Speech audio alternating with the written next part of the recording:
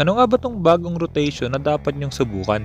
Sa Mobile Legends Guide na to pag-uusapan natin kung gaano kaganda yung bagong rotation na to at kung paano natin magagawa. Kasama na rin dito lahat ng tama at maling desisyon na ginawa ko. Okay, let's go! You have slain an enemy!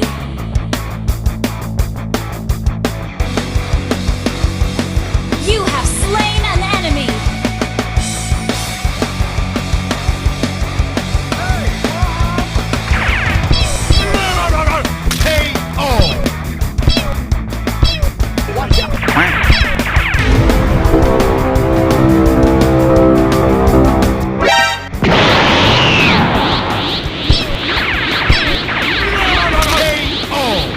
Double kill!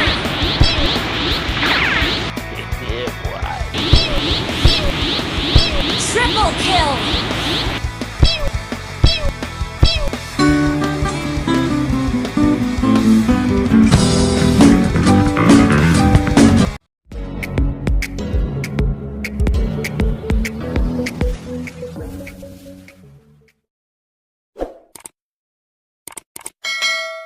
Sa laro na to, ito yung emblem at item build na gagawin ko. Malalaman nyo mamaya kung bakit ito yung ginawa kong item build. Duo lang kami ni Ibada Gaming sa laro na to, kaya ibig sabihin yung bagong rotation na to magagamit natin kahit nasa solo rank. Ang plano natin gawin, mag-clear ng mid lane, kuha ng Lito, tapos kunin yung dalawang jungle creeps ng kalaban. Tsaka natin kukunin yung jungle creeps natin, blue buff tapos red buff bago mag-turtle. Pero may mga advantage, disadvantage at conditions para magawa yung rotation na to. Pag-usapan muna natin yung advantage. Una, dahil nga kukunin natin yung mga jungle creeps ng kalaban, ibig sabihin madedelay natin yung jungler nila. Sunod na advantage, pagdating ng 2-minute mark, kakakuha pa lang natin ng blue at red buff. So kung kukunin natin yung turtle, meron tayong buff habang yung kalaban natin wala ng buff. At ang panghuli, kadalasan level 3 or level 4 pa lang yung kalaban kapag kumukuha na agad tayo ng turtle within 2-minute mark, kaya ibig sabihin mas lamang tayo sa retry. Hindi rin sila basta-basta magko-contest ng turtle kung gap yung core nila.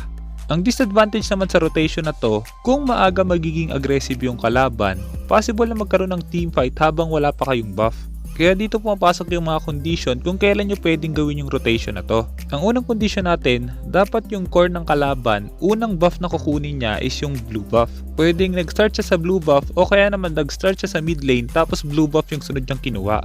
Pero dahil nasa high rank tayo, in-expect ng Ling na mag-i-invade kami sa red buff niya, kaya ang ginawa niya, kinuha na lang niya yung red buff namin. At para makabawi ako sa red buff na nawala sa akin, kailangan kong kunin yung red buff nila. At kapag nakuha natin yun, mas malaki na yung magiging lamang natin. At dahil may susubok pumigil sa atin sa pagkuha ng red buff nila, kaya ito yung mangyayari. Level 4 ako.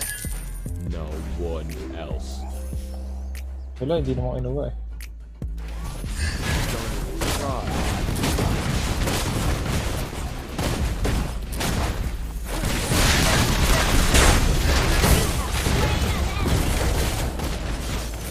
Bang! Kuha ko pa rin. Uy, pumasok siya. Sino yan? Uy, nauntog ako. Nalito na ako. Ano ba tatargetin ko? Tanang energy. Nice one. Turtle. On my way! Kung napansin nyo doon, kahit nakuha ng Ling yung red at blue buff, level 3 pa lang siya. At makikita nyo rin na kapag kukuha tayo ng turtle, meron pa tayong red at blue buff. Kaya kung magko-contest yung kalaban, mas madali tayong makakalaban sa teamfight. Ang sunod na condition para magawa yung rotation na to, dapat yung jungler na gamit nyo, mabilis kumuha ng mga jungle creeps kahit mag-isa lang. Maliban doon, hindi dapat mabilis maubusan ng mana. Dahil nga, hindi tayo kukuha ng blue buff agad, kaya hindi magkakaroon ng regen yung mana natin.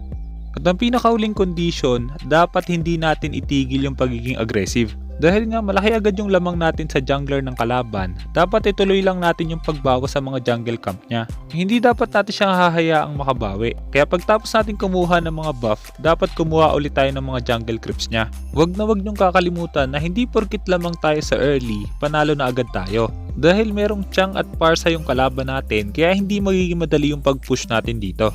Sa sitwasyon na to, plano kong kumuha ng mga jungle creeps ng Ling, pero dahil meron akong retribution at open yung red buff niya, kaya ito yung mangyayari. Magbara-red sila.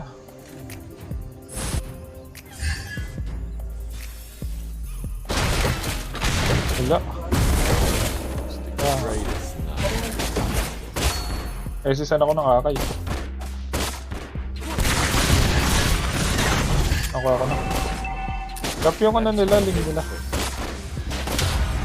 Uy, sabi ka naman. Pagdating naman sa item build, dahil assassin yung core ng kalaban at kaya nila akong maabot agad, kaya mas pipiliin ko mag brute force muna bago mag damage item. Hunter strike para sa damage item natin at yung dalawang huling item pwede nating palitan depende sa sitwasyon. Sa laro na to dahil masyadong masakit yung burst ng Chang at Parsa kaya mas pinili ko mag Athena agad. Pa, yun lang, i-assistant siya. Last one.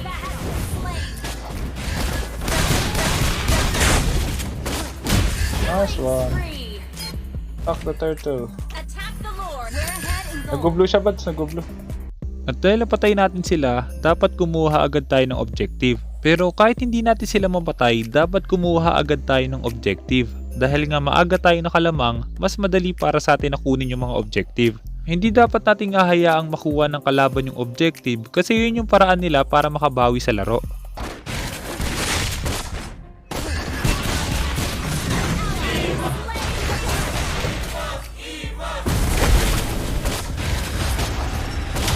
Nag-DY.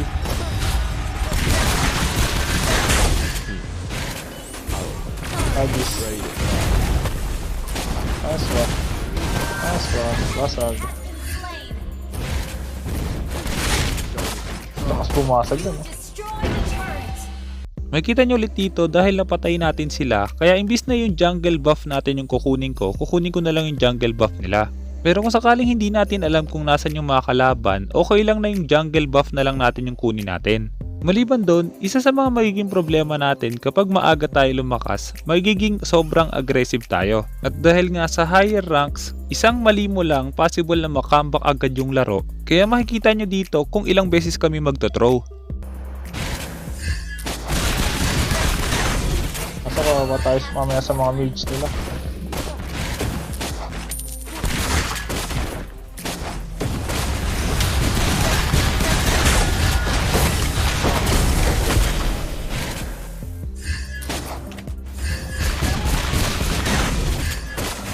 Isa pa. Slain an enemy. Pinakapunta na. Our turret has been destroyed. Galing. Hindi tumama yung ano ko. Has been slain. Hindi tumama yung mga bala ko. Destroyed a turret. Nasa blue. Sa sitwasyon na to, mas maganda kung bumasag na lang kami sa top lane kasi open pa yung first tower doon. Pero dahil pinilit namin yung mid lane, kaya ito yung nangyari. Kasi yan.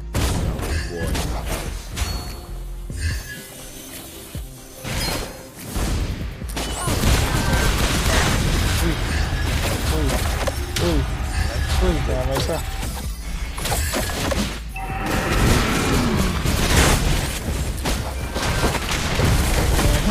Tumama. Enemy has been slain. Your team destroyed a turret. Agis. Free.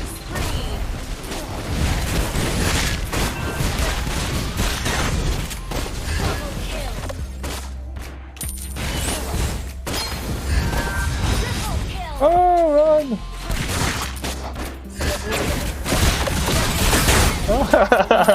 I'm alive! I'm alive! Battle spell is ready. Hindi ako sa'yo. I'm alive. Battle spell is ready. Team destroyed a turret. Sa sitwasyon na to, mukhang malaki na yung lamang namin at madali na lang namin matatapos yung laban. Ang problema nga lang, dahil sa masyadong malaki yung lamang namin, kaya naging kampante kami at dito na magsisimula ang pagtothrow. Ang Athena.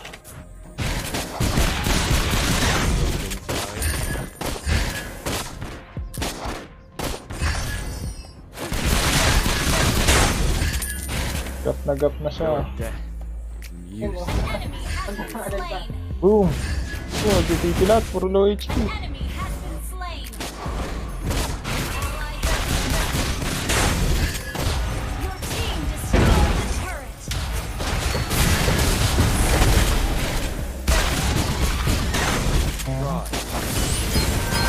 Patay ako. Asim ko, asim. We're ahead.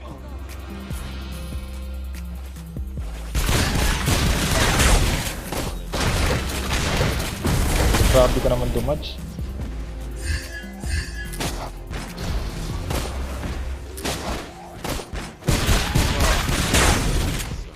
Wag, wag, wag. Our Huwag kang turret is under attack. Battle spell in cooldown.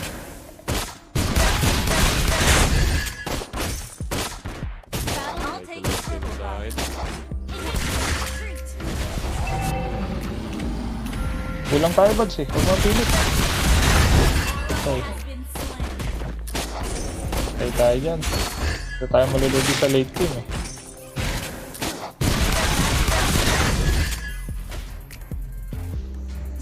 Launch attack. Let's make this quick. Ally has been Initiate retreat.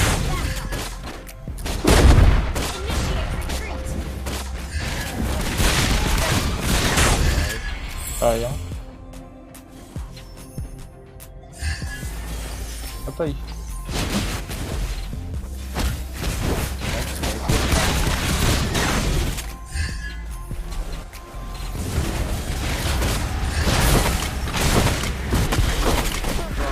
Ally has been slain.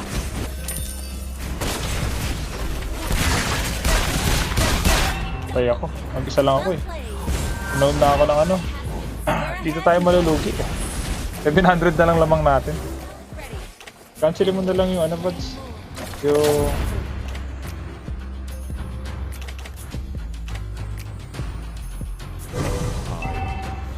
Myself. No one We're behind in else. gold. Attack the Lord. Let's make this quick. wired ko. Battle spell is ready.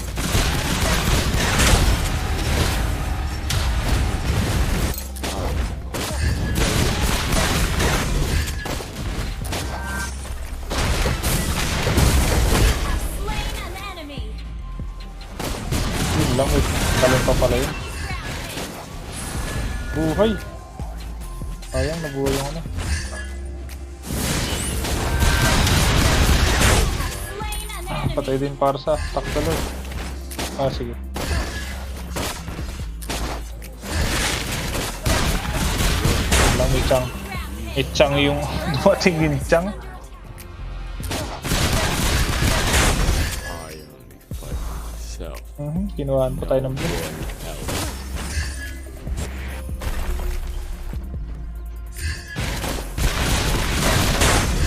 Initiate Yung retreat. baba. Yung baba. Split na lang. Split. Split na lang. Wanna take a look at Ito. side? Kailangan niya magtrabaho na lang. Patay. Unstoppable. Well played. Our turret is under Patay ang attack. Lunox na huli.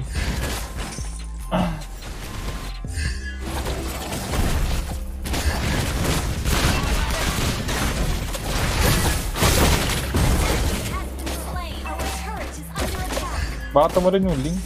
Our Para turret sa has pala. been destroyed. Sayang. Look Top buds. inside. Patay mo.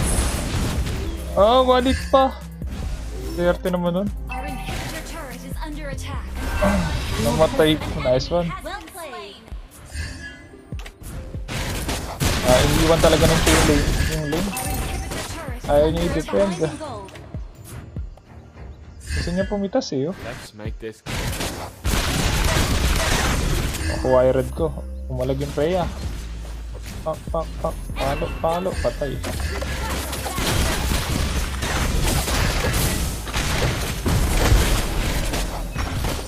You have slain an enemy. Duh! Kala ko nakuha. Kala ko nakuha niya. Ano na? Music to my ears.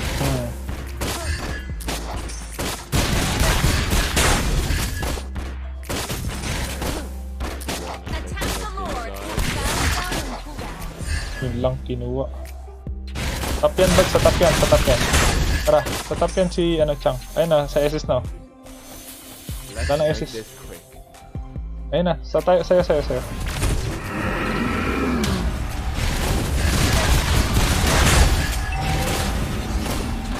You're dead. Our Kaya tinapatay. Mating yung parsa tsaka ano. Let's make this quick.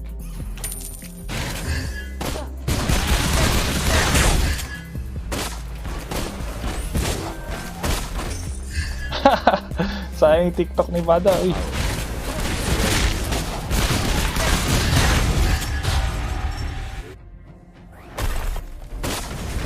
You're dead. Katalog mo lang, di ba? Slain an enemy. Battle fell into shadow.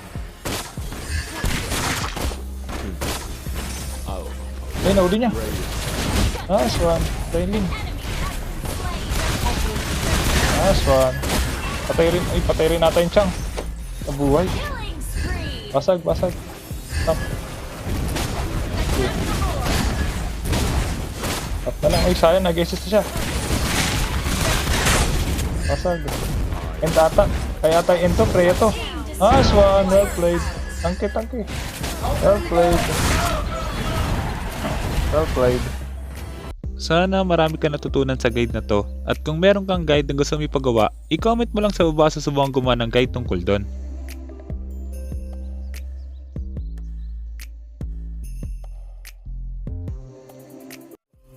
Kaya kung hindi ka pa nakasubscribe, hit mo na yung subscribe pati yung notification bell. Basta lagi mo lang tatandaan, kung gusto mo mag-improve, just master the basics. I'm out.